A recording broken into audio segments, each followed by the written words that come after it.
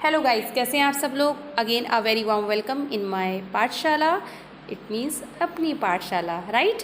अपनी पाठशाला में आपका बहुत बहुत स्वागत है गाइस। और आज का जो मेरा टॉपिक है वो भी बहुत इंटरेस्टिंग है, क्योंकि देखिए अब मैं जो टॉपिक लेके आ रही हूँ वो अब जो कॉम्पिटिटिव एग्ज़ाम अब इन फ्यूचर आएंगे उनके लिए है।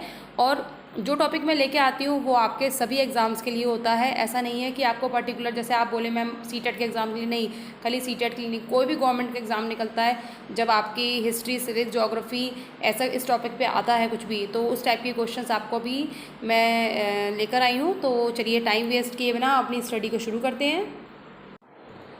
गाइस, जो हमारा आज का टॉपिक है वो है भारत में आने वाले विदेशी यात्री। इससे रिलेटेड आपको मोस्टली क्वेश्चन देखने को मिलते हैं।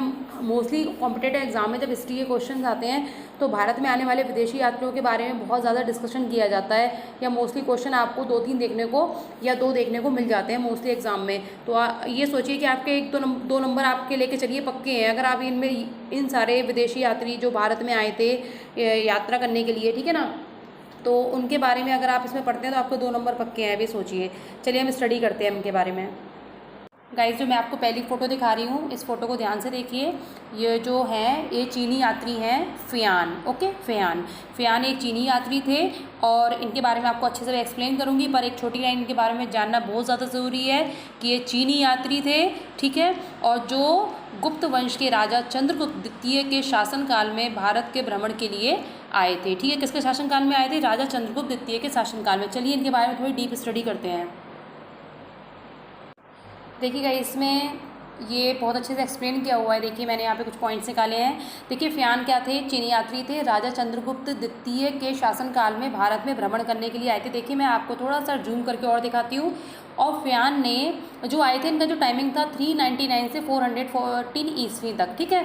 तो फ़ियान ने भारत में 15 वर्षों तक मतलब उन्होंने भारत की सैर की और भारत की दशा का विवरण किया, ठीक है। भारत की दशा का विवरण किया अपनी पुस्तक के बारे में, मतलब उसके बारे में लिखा। उनकी पुस्तक का नाम था भारत की दशा का विवरण, ठीक है। इस पुस्तक के माध्यम से उन्होंने क्या क्या बताया कि उस समय समाज में राजनीतिक सांस्कृतिक अवस्थाएं क्या थी, मतलब किस विषयों पर मतलब उन्होंने चर्चा की उस टॉपिक के ऊपर कि जब चंद्रगुप्त द्वितीय का शासनकाल था तो उस समय भारत की दशा क्या थी, उस बारे में उन्होंने एक्सप्लेनेशन की अपनी बुक में, उस बारे में उन्होंने बताया।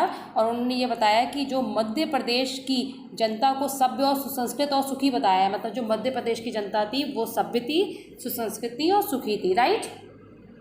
जो गाइस देखिए, चीनी यात्री में जो दूसरे चीनी यात्री का यहाँ पे वर्णन किया गया है वो हेनसांग थे, ठीक है। हेनसांग जो थे भारत में, जब इनका जो समय है आने का वो 629 से 645 ईस्वी के बीच में आए थे। चलिए इनके बारे में भी हम थोड़ी स्टडी करते हैं। देखिए गाइस, जो हेनसांग थे ये भारत में 629 से 645 ईस्वी के टाइम में समय में आए थे, ठीक है।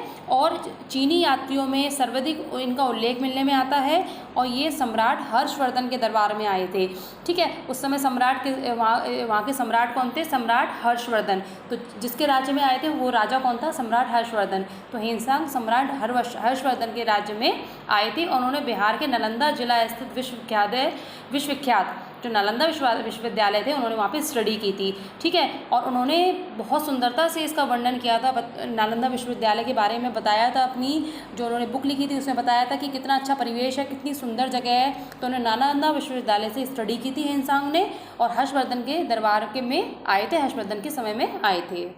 यस गाइज, अब हम दूसरा जो टॉपिक है इसमें आएंगे। अब यूनानी यात्री के बारे में बात करेंगे, ठीक है। यूनानी, अभी तो हमने चीनी यात्री फ़ियान और हेनसांग के बारे में स्टडी की है। अब यूनानी यात्रियों में जो थे जो हमारे आए थे वो थे मैगस्थनीज के बारे में भी आपने काफ़ी सुना होगा। ये मोस्टली इसके एग्जाम में भी इससे रिलेटेड क्वेश्चन पूछा जाता है। तो चलिए, ये जो मैगस्थनीज यूनानी राजा सेल्यूकस निकेटर का राजदूत था। ये किसका राजदूत थे?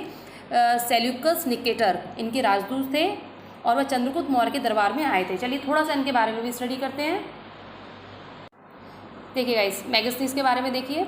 इसमें यूनानी राजा, मैंने आपको पहले ही बताया कि यूनानी राजा सेल्यूकस निकेटर के राजदूत थे, ठीक है। और ये किसके दरबार में आए थे? चंद्रगुप्त मौर्य के दरबार में आए थे।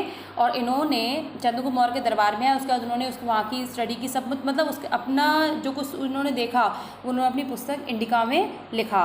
ठीक है, उन्होंने क्या क्या लिखा देखिए, उन्होंने मौर्यकालीन समाज और संस्कृति का वर्णन किया कि मौर्य काल में समाज और संस्कृति कैसी थी और उसकी रचना इनकी रचना कैसी थी, प्रामाणिक मानी जाती है। तो मौर्य काल की समाज और संस्कृति की जो एक्सप्लेनेशन थी उन्होंने अपनी पुस्तक इंडिका में दी थी। चलिए अब हम आते हैं अरबी लेखक पे। ठीक है, अब जो अभी तक हमने चीनी, यूनानी, अब अरबी में जो मैंने सिर्फ जो इम्पोर्टेंट यात्री थे उन्हीं के बारे में बताया है। ठीक है, तो अब देखिए अरबी में जो थे, अरबी जो लेखक थे ये थे अल-बरूनी।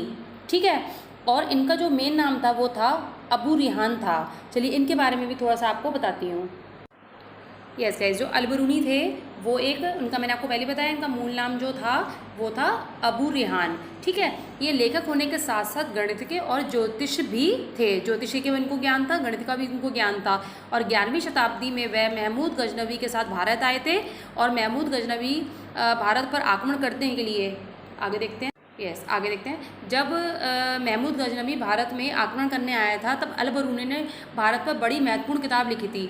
ठीक है, और उस किताब का जो नाम था वो था किताब उल हिंद। ठीक है, और इसको या फिर इसको तहकीक ए हिंद भी कहते हैंगे। उसकी लिखी एक किताब आज भी भारतीय इतिहासकारों के लिए एक महत्वपूर्ण ऐतिहासिक स्रोत के रूप में जानी जाती है, मतलब बहुत एक इम्पॉर्टेंट स्रोत है उसकी लिखी गई किताब। ठीक है, इस पुस्तक में अल-बरूनी ने तत्कालीन भारतीय राजपूतकालीन राजनीति, सामाजिक, धार्मिक रीति रिवाज, इन सबका उन्होंने मतलब विशेष एक्सप्लेनेशन की थी। उन्होंने इन सब चीज़ों के बारे में बताया था। ठीक है ना, भारतीय राजपूतकालीन राजनीति के बारे में, सामाजिक आर्थिक व्यवस्था के बारे में उन्होंने बताया था।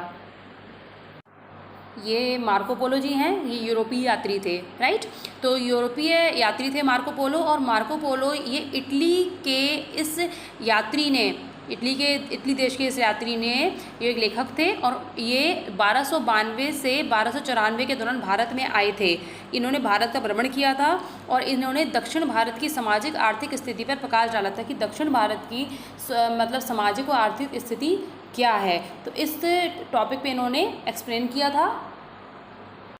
और गाइज इसमें पांड्य इतिहास के विषय में, जो पांड्य इतिहास था उसके विषय में उन्होंने लिखित विवरण दिया है जो आज इतिहासकारों के लिए और पाठ्य विद्यार्थियों के लिए बहुत ज़्यादा इम्पॉर्टेंट है। ठीक है ना, इन्होंने क्या कि दक्षिण भारत की सामाजिक आर्थिक स्थिति का अपनी किताब में वर्णन किया था। तो गाइज ये सारे हो गए आपके यात्रियों के बारे में वर्णन। इस तरह से हमने भारत में आने वाले जो विदेशी यात्री हैं उनका वर्णन किया है। देखिए मैंने पूरी कोशिश की है कि मैं आपको अच्छे से एक्सप्लेन कर सकूं। देखिए बहुत ज़्यादा डीपली किसी में जाने से अच्छा है उसके मेन पॉइंट को एक्सप्लेन करना, जो मैंने आपको अभी एक्सप्लेन किया है। इसको अच्छे से पढ़िए और थैंक यू वेरी मच, आप मेरी वीडियो देखिए आपने।